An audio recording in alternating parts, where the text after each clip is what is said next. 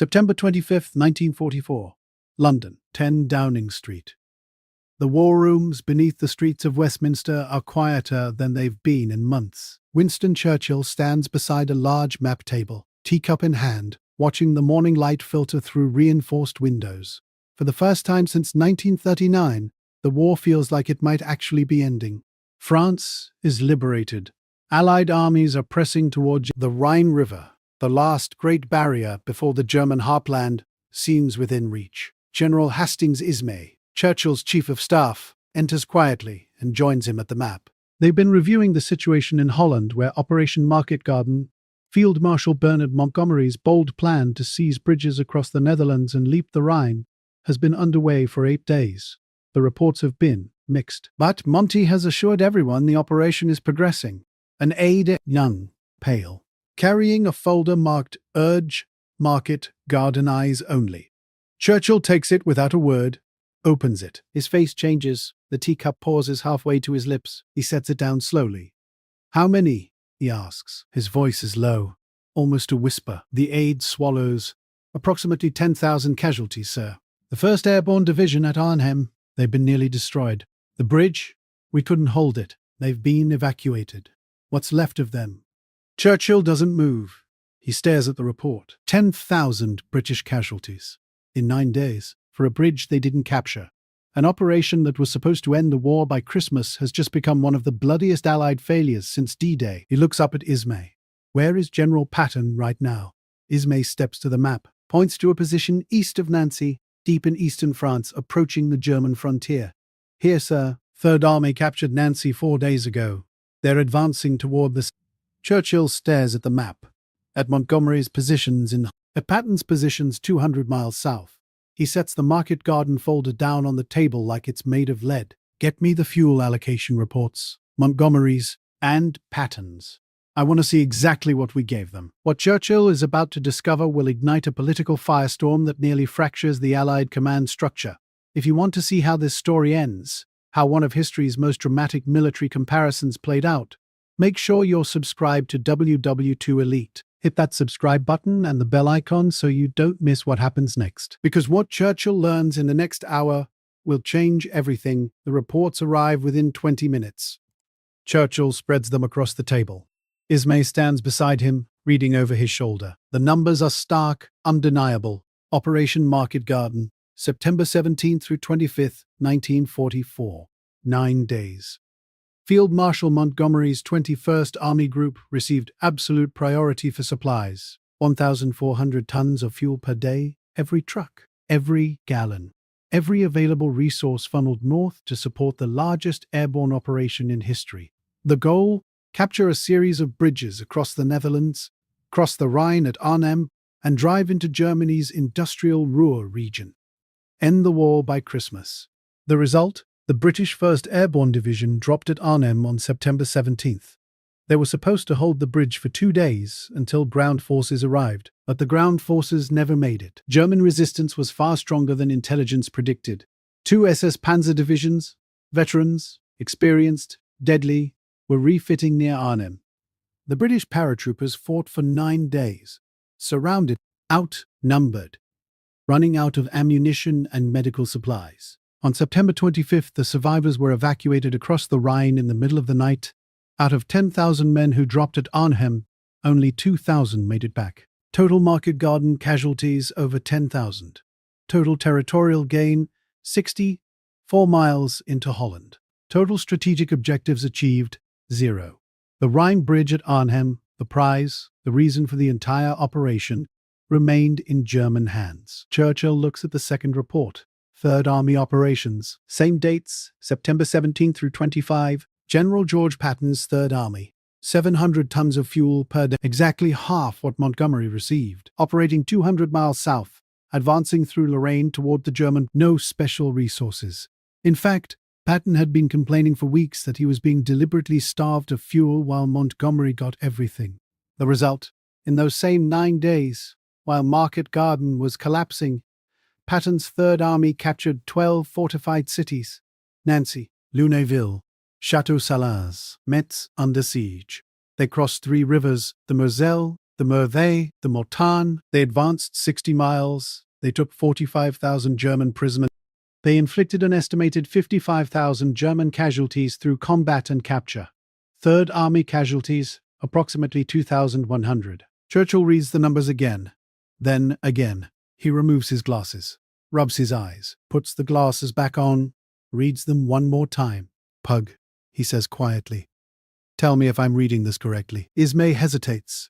Sir, I've verified the figures with 3 separate sources. Just tell me. Montgomery received 1,400 tons of fuel per day. He advanced 64 miles in 9 days, 7 miles per day on average. He suffered 10,000 casualties. He achieved none of his strategic objectives. Churchill nods slowly, and Patton, 700 tons per day, half. He advanced 60 miles, nearly the same distance, while conducting 3 major river crossings and capturing 12 cities. 2,000 casualties, 45,000 enemy prisoners. And according to the latest reports, he's now positioned less than 20 miles from the German border near Saarbrücken. Churchill walks to the map, traces the supply routes with one finger. Every truck, every ton of fuel, every priority shipment went north to Montgomery from Market Garden. Meanwhile, Patton, operating on half rations, won battle after battle. He turns to Ismay. His voice is dangerously calm. Get me General Eisenhower on the telephone immediately. The secure line connects at 10 a.m. Supreme Headquarters Allied Expeditionary Force, Marseille, France. General Dwight Eisenhower is in a staff meeting when his aide interrupts to say, "The Prime Minister is on the line." Eisenhower knows immediately this won't be pleasant. Churchill only calls directly when something is very wrong. "Good morning, Prime Minister." Ike.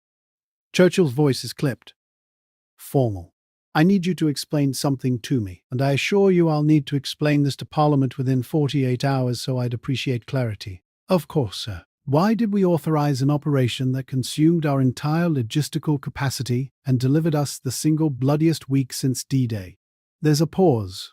Eisenhower's staff, listening on extensions, exchange glances. "Prime Minister, Market Garden was a calculated risk. Field Marshal Montgomery believed, and our intelligence supported, that German resistance in the north was collapsing. The plan was to exploit that weakness with a rapid thrust supported by airborne forces. I attended the briefings, Ike. I know what the plan was. What I need to understand is why General Patton is capturing German cities with half the fuel, while Monty is taking casualties with all of it." Eisenhower chooses his words carefully. George's sector faces lighter opposition. The Saar region isn't as heavily defended as the Rhine crossings. The strategic importance. Don't insult my intelligence. 45,000 prisoners is not light opposition. Those are entire divisions. Divisions that could have reinforced Arnhem. Patton is destroying German units. Montgomery lost an entire airborne division trying to capture one bridge. Winston, I understand your frustration, do you? Because here's what I'm seeing. I'm seeing that we gave Montgomery everything he asked for. Absolute priority. 1,400 tons of fuel per day. Elite airborne division. Total air superiority. And he produced a disaster. Meanwhile, we gave Patton half that amount, and he's knocking on Germany's door. So, help me understand the logic. Eisenhower sighs. It's barely audible over the phone, but Churchill hears it. Monty has requested a meeting to discuss future operations. He believes that with renewed resources, a concentrated push toward the Ruhr. More resources? Churchill's voice rises. After this? Ike, here's what I want you to tell Field Marshal. The Prime Minister's office would very much like to understand why the general who demanded absolute priority for 9 days has produced absolute disaster. Can you convey that message? Winston, I need to be frank with you. Publicly criticizing Montgomery right now could fracture Allied unity at a critical moment. Allied unity didn't save those paratroopers at Arnhem. And unity doesn't win wars, Ike. Results do. Patton gets results. Why are we punishing him for Montgomery's failures? Eisenhower's voice is tight. I'm not punishing anyone. I'm trying to maintain a coalition, then maintain it with competence, not politics. I'll be visiting France next week. I'd like to tour both sectors, Montgomery's and Patton's. I want to see for myself where our resources went. Churchill hangs up before Eisenhower can respond. Ismay watches Churchill light a cigar with shaking hands. The Prime Minister stares at the map for a long moment. Get me the casualty lists, he says quietly. All of them. Every name. I want to know exactly who we lost at Arnhem. Within 24 hours, the British press has the story. The Daily Telegraph runs a front-page headline, Arnhem 10,000 casualties in failed Winefrine crossing. By noon, every newspaper in Fleet Street has reporters demanding answers. By evening, they have the fuel allocation numbers. Someone leaked them, probably from Churchill's office, though no one can prove it.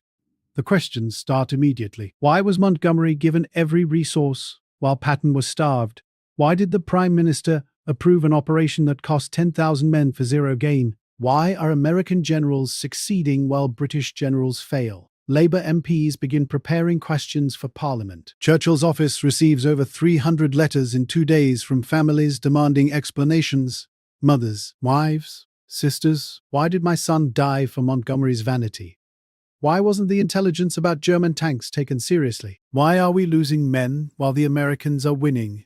At Supreme Headquarters in Versailles, Eisenhower's staff is in crisis mode. Montgomery arrives on September 28th demanding a private meeting.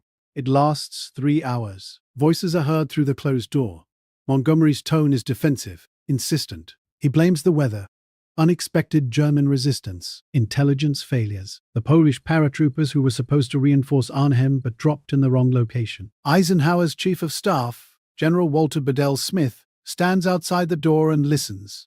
When Montgomery finally leaves, face rigid, jaw clenched, Smith enters Eisenhower's office. Ike looks exhausted. How bad? Smith asks. He wants another offensive, full resources, single thrust toward the Ruhr. He says Market Garden failed because we didn't give him enough. Smith stares. He lost 10,000 men with absolute priority and he wants more? He says Patton's success is irrelevant because the Saar isn't strategically important. Smith shakes his head slowly. George took 45,000 prisoners.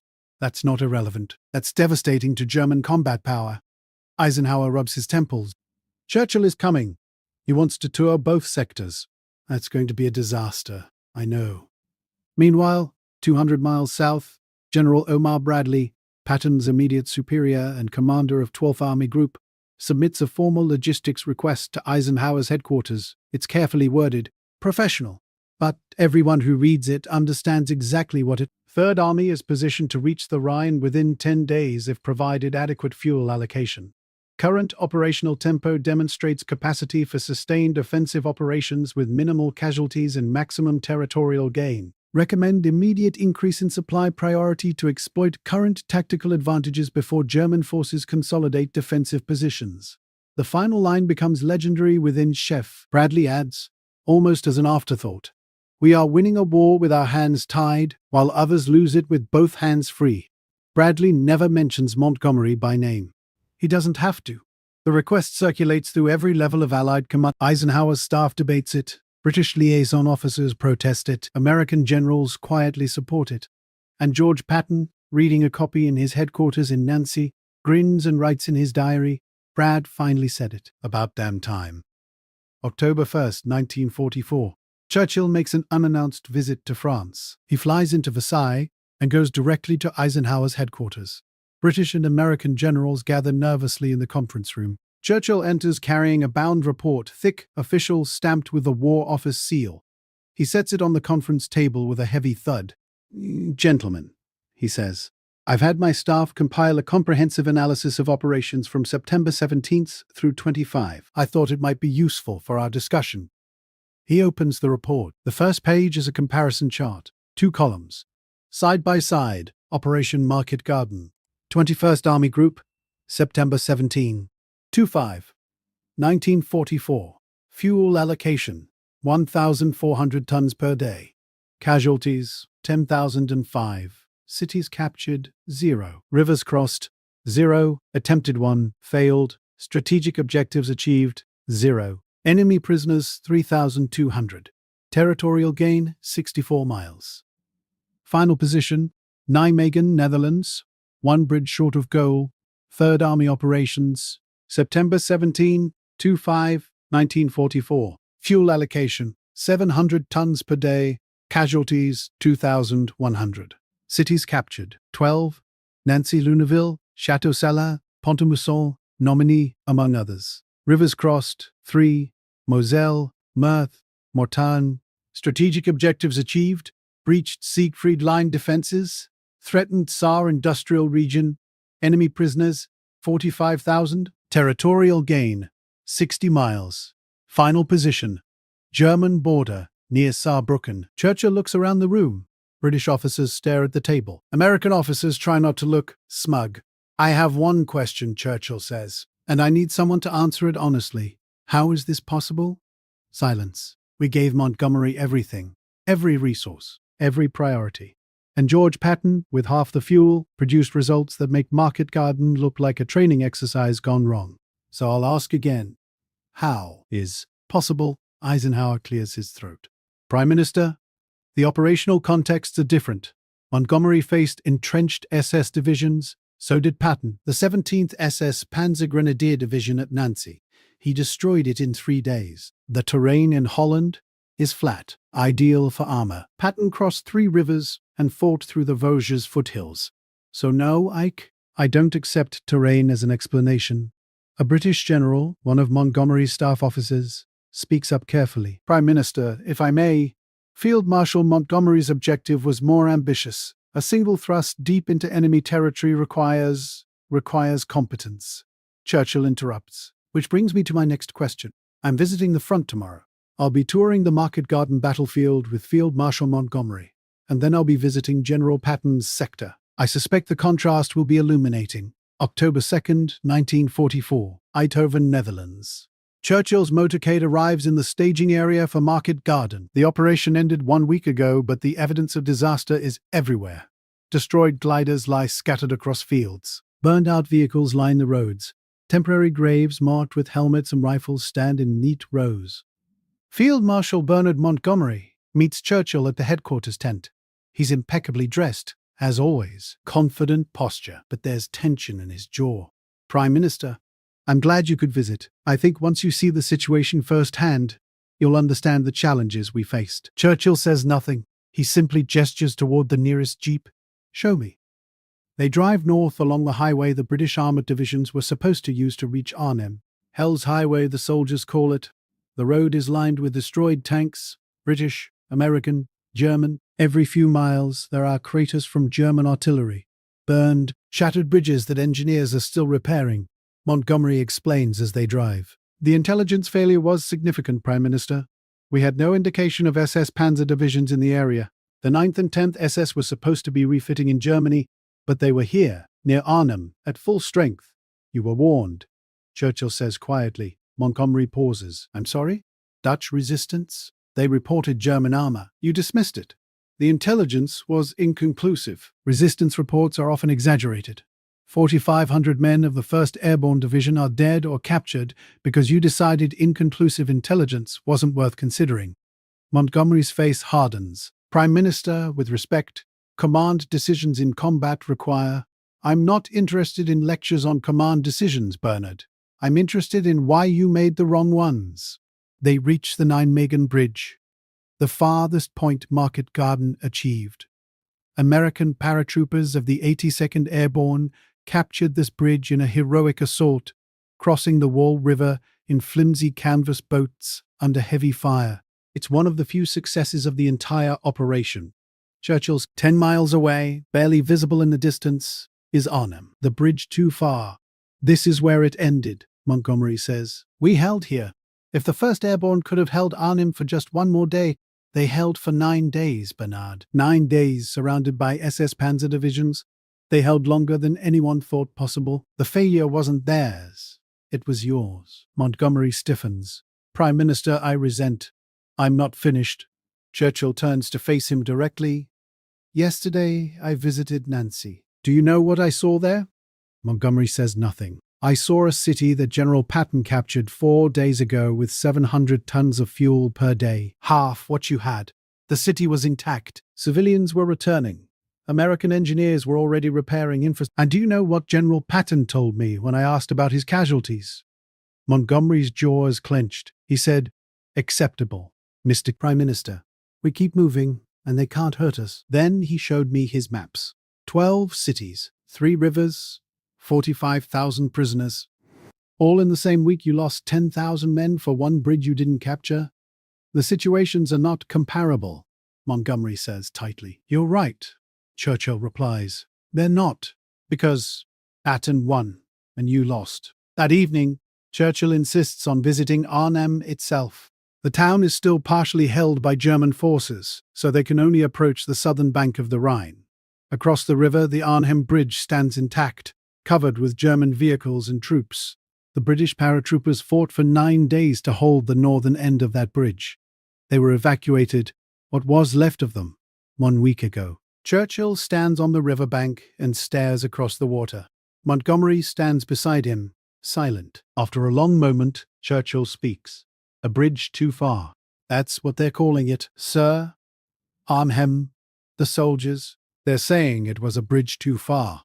Montgomery doesn't respond. Churchill turns to him. I'm starting to think it wasn't the bridge that was too. It was the ambition without the ability to match it. They return to the temporary headquarters in Eindhoven. A large tent, maps covering every surface. Eisenhower is General Ismay. Several staff officers. The atmosphere is tense.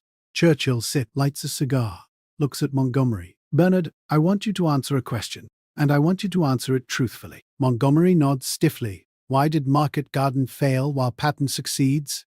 Prime Minister, as I've explained, the situations are not comparable. I faced 2 SS Panzer divisions that intelligence failed to identify. General Patton faces disorganized rearguard units in a secondary sector. 45,000 prisoners, Churchill interrupts, in 1 week. Were those disorganized rearguard units kind enough to, or did Patton have to fight actual German divisions to capture them? Montgomery's face flushes. Patton's sector. Let's discuss intelligence, Churchill continues. You were warned about German armor near Arnhem, Dutch resistance, aerial reconnaissance. You dismissed it. Why? The intelligence was inconclusive. I made a command decision based on the strategic opportunity to... The strategic opportunity to do what, exactly? Lose an entire airborne division? The room goes silent.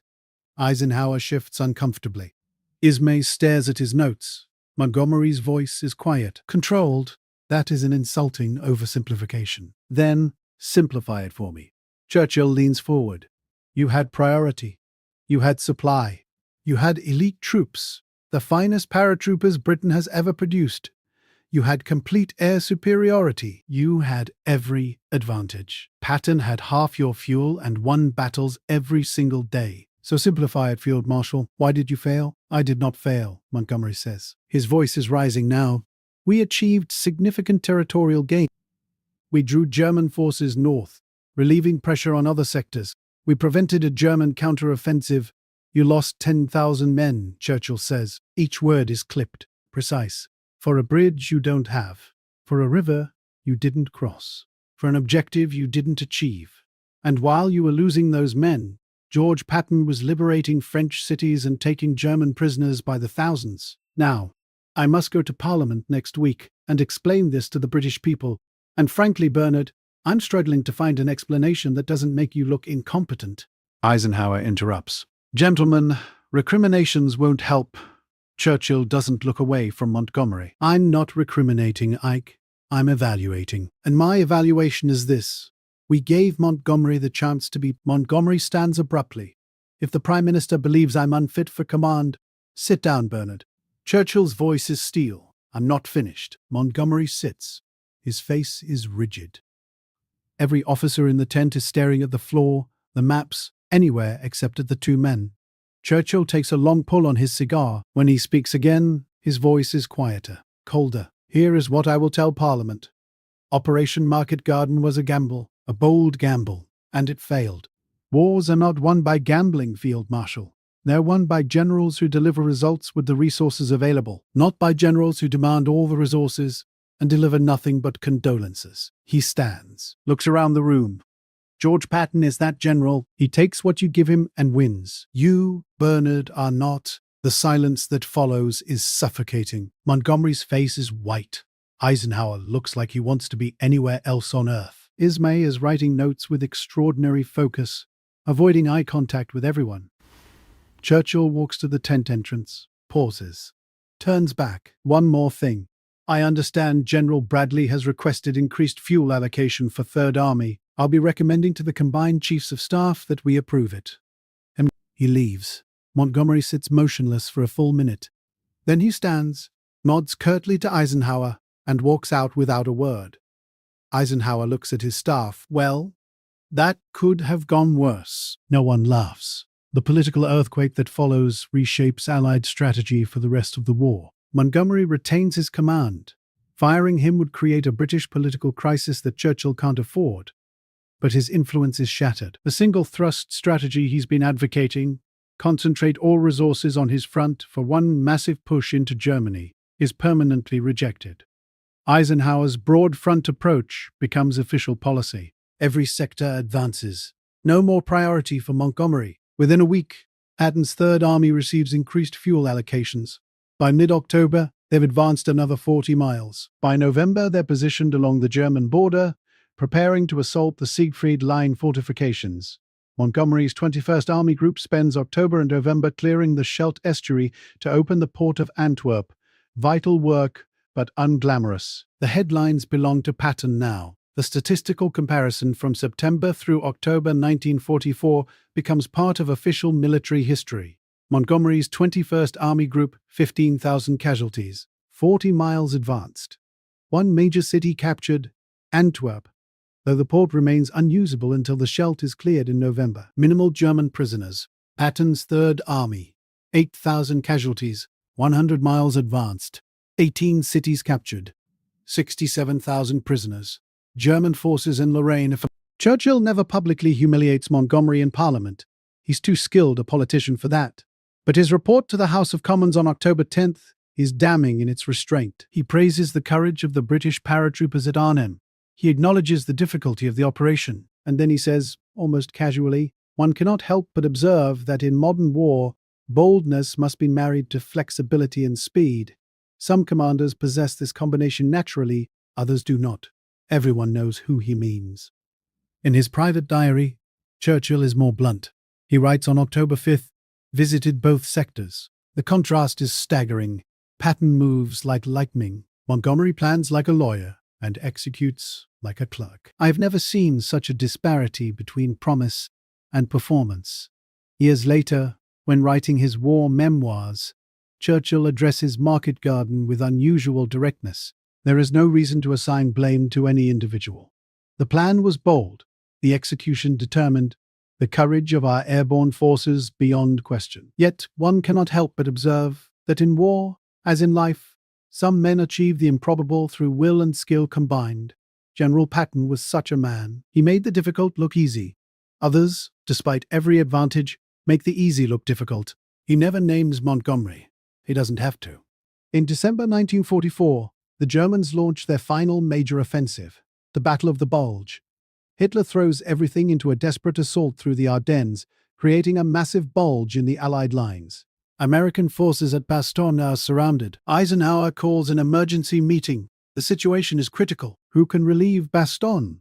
Montgomery, commanding to the north, says he'll need 3 weeks to organize a proper counteroffensive. Proper planning, proper supply, proper preparation. Patton, attending the meeting from the south, looks at the map. "I can be there in 48 hours. Eisenhower stares at him. "George, that's impossible. You'd have to turn your entire army 90 degrees north in the middle of winter. 48 hours, Patton repeats. "Give me the word, and I'll have 3 divisions moving by tomorrow morning." He does it. Third Army pivots north, advances through snow and ice, and reaches Bastogne in 72 hours. It's the fastest major redeployment in military history. The siege is broken. The German offensive collapses. Montgomery's counteroffensive launches 3 weeks later as promised. By then, Patton has already driven the Germans back 20 miles. Churchill hears the news and writes to his wife, "Patton has done it again. Monty is still planning." In his diary on December 28, 1944, Patton writes, "Bastogne relieved. Third Army moved 100 miles in 72 hours, turned an entire corps 90 degrees and broke a German siege. Meanwhile, Monty is still preparing his positions." Churchill was right. Some generals deliver, others make excuses. The final assessment of Market Garden versus Third Army operations becomes a case study in military academies for generations. It illustrates a fundamental principle of warfare. Resources don't win battles. Leadership does. Montgomery had everything. Patton had half. Montgomery failed. Patton succeeded. The reason, as Churchill understood viscerally, was simple. Patton was a warrior who understood that war rewards aggression, flexibility, and speed. Montgomery was a planner who believed war could be controlled through meticulous preparation. Both approaches have merit. But in the fluid, chaotic environment of 1944 France and Germany, only one worked. Churchill's judgment on Montgomery was final. In private correspondence with Roosevelt in November 1944, he wrote, "Monty remains a capable defensive commander, but offensive warfare requires a different temperament. George has it. Bernard does not. We must use each man according to his abilities." Montgomery never received priority again. Patton never stopped moving. And the war, contrary to Montgomery's predictions that Market Garden would end it by Christmas 1944, continued until May 1945. But when Germany finally surrendered, Third Army was deeper into German territory than any other Allied force. They'd advanced over 600 miles from Normandy, captured over 300,000 prisoners, liberated over 80 major cities. Montgomery's final position in May 1945, northern Germany, having advanced cautiously and methodically from Holland. Patton's final position, Czechoslovakia, having raced across southern Germany so fast that Eisenhower had to order him to stop. The lesson of Market Garden wasn't that bold operations fail. It's that bold operations require bold commanders. Montgomery tried to be something he wasn't. Patton was always exactly what he appeared to be. Churchill recognized the difference. And once he did, the balance of power in Allied command shifted permanently. If you found this story as fascinating as the thousands of others who've discovered the untold truths of Watercruth, make sure you're subscribed to WW2 Elite. There are dozens more stories like this, moments where history pivoted on individual decisions, where the truth is more dramatic than any fiction. Hit that subscribe button, leave a comment telling me which general you think was better, and I'll see you in the next one.